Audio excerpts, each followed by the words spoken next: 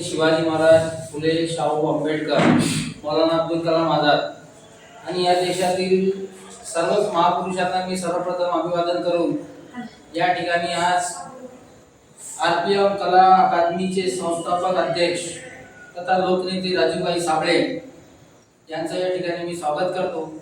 आणि त्याचप्रमाणे आमचे मराठवाड्याचे नेते सुनीलजी खरात, आमचे जिल्हा अध्यक्ष दिनेशजी गवळे, शिरसाट सर, घोरपडेजी आणि आपण सर्वच इथं कलावंत जे काही ऑर्गनायझर वगैरे आहेत, गाणी गाणारे आहेत, गीत संगीतचे पसंत करणारे लोक आहेत, मी सर्वांचंच या ठिकाणी स्वागत करतो।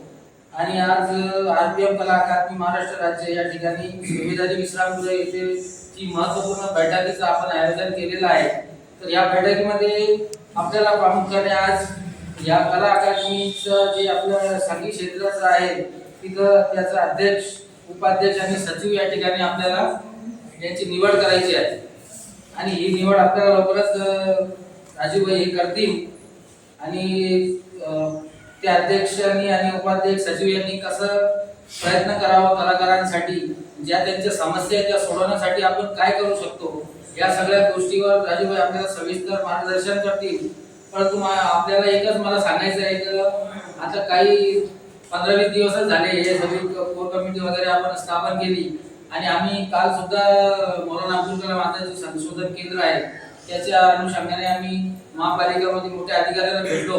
आमचे जिल्हा अध्यक्ष सुनीलभाई आम्ही सगळे सोबत होतो, 8-10 लोक। त्यांना आम्ही विचारणा केली, निवेदन दिलं बाबा ते संशोधन केंद्र जे तुम्ही लवकरात लवकर चालू करावं आणि का तुम्ही देत नाही त्याचंही आम्हाला माहिती द्यावी आणि लिखित स्वरूपामध्ये द्यावी।